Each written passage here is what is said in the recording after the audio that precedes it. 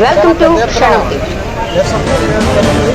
ఎందుకంటే బడాపురంలో 16వ తారీఖు అక్కడున్న గ్రామ సర్పంచ్ చంద్రశేఖర్ గారిని అవమానపరిచినందుకు అన్ని దళిత సంఘాలన్నీ ఈరోజు పెద్ద ఎత్తున ఏకమయ్యి ఆయన పైన నిరసన తెలియజేయడం జరిగింది.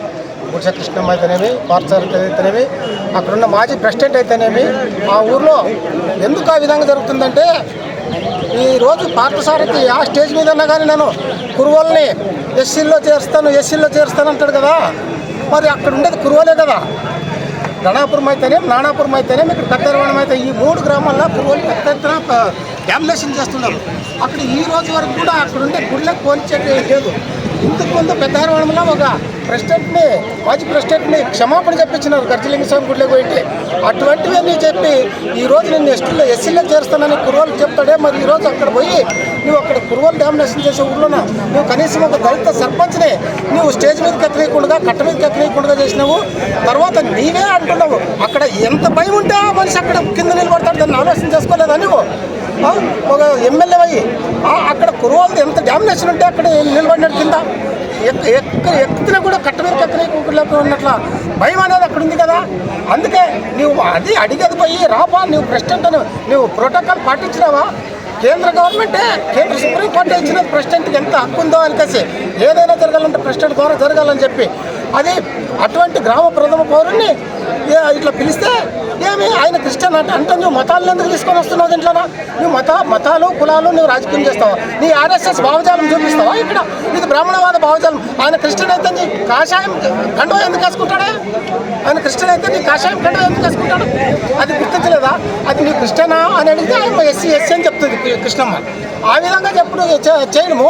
నీవు ఒక ఎమ్మెల్యే, నీ క్రిస్టియన్ అయితేనేమి, ఎస్సీ అయితేనేమి రావా, నేను ఉన్నాను ముందుకు తీసుకొని నీ స్టేజ్ మీద పిలుచుకోవాల్సింది కదా. అట్లా కాకుండా నేనే నీ దగ్గరికి వస్తాను వెనక ఇది చేయాల్సి ఉంటుంది. ఎందుకంటే ఒక ఉదాహరణ చెప్తాను, నేనేమి వైఎస్ఆర్సీపీ కాదు. ఇంతకుముందు వైఎస్ రాజశేఖర రెడ్డి పెద్ద తుమ్మలంకి వచ్చినప్పుడు ఒక ముస్లిం ఆయన ప్రెసిడెంట్ ఉన్నాడు. ప్రెసిడెంట్ ఉన్నప్పుడు ఆ ముఖ్యమంత్రి రా అని పిలిచినాడు. అతను భయపడి వెనుకపోతుంటే రావయా నువ్వు, నేను నీ నీ అనుమతి నీ ఊర్లోకి రావాలి, నువ్వు ప్రెసిడెంట్, గ్రామ ప్రెసిడెంట్, ప్రథమ ప్రెసిడెంట్ అని ప్రథమ పౌరుడు అని చెప్పి అతను పక్కన కూర్చొని పెట్టుకున్నాడు రా వైఎస్ రాజశేఖర రెడ్డికి. ఎవరికైనా తెలుసో కానీ నేను చూసినాం కాబట్టి నీవు ఆ విధంగా చేయకుండా ఇక్కడెక్కడ నిలబడంటే పాదాల కాడ నిలబడని చూపిస్తావా చెయ్యి? ఎంత దుర్మార్గమయ్యా! నీ ఆర్ఎస్ఎస్ భావజాలం, బ్రాహ్మణవాద భావజాలం పోగొట్టుకోవా? నీవు పెద్ద కులం, అగ్రకులమా? నీవు ఎస్టీ కాదా? ఇక్కడ పక్కనే 5 కిలోమీటర్ల పక్కనే ఎస్టీలో ఉన్నావు, మళ్ళీ ఎస్టీలో కలుపుకుంటున్నావు. నీకు ఎందుకు కుల వివక్ష? కృష్ణమ్మ నీకెందుకు కుల వివక్ష? నీవు ఎస్టీ కాదా? ఇక్కడ పక్కన 5 కిలోమీటర్లోనే ఎస్టీలో ఉన్నావు, మళ్ళీ ఇక్కడైతే నువ్వు బీసీలో ఉండాలంటే నువ్వు పెద్ద కులం అవుతావా? నీకు ఇక్కడ ఇది భారతదేశం, ఇది ఇండియాలోన కేవలము ఆర్యవైశ్య క్షత్రియ 3 అగ్ర కులాలని చెప్తున్నారు. ఈ 3 కులాలకే ఈ శూద్ర జాతులలో సేవ చేయాలని చెప్తున్నారు. ఈ శూద్ర జాతులు మా పక్కన కూర్చుంటే గుద్దు పిల్లలు కోసేయాలని చెప్పింది మనవాదము. ఇది మీరు దృష్టిలో పెట్టుకొని ఆ ఎస్సీ ప్రెసిడెంట్ అయిన దానికి మీరు దగ్గరికి రావద్దు, ఆడ కాళ్ళ కింద ఉండని చెప్తున్నావు పార్థసారథి గారు. నువ్వేమి శూద్రుడు, నువ్వేమి ఆర్యవైశ్య క్షత్రియ కాదు.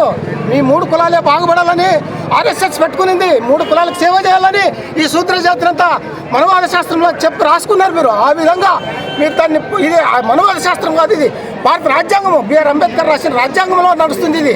ఇది ప్రజాస్వామ్య దేశము. ఈ ప్రజాస్వామ్య దేశంలో నీవు ఒక సర్పంచ్ని నీవు కింద నిలబెట్టినావు అంటే ఎంత దుర్మార్గము.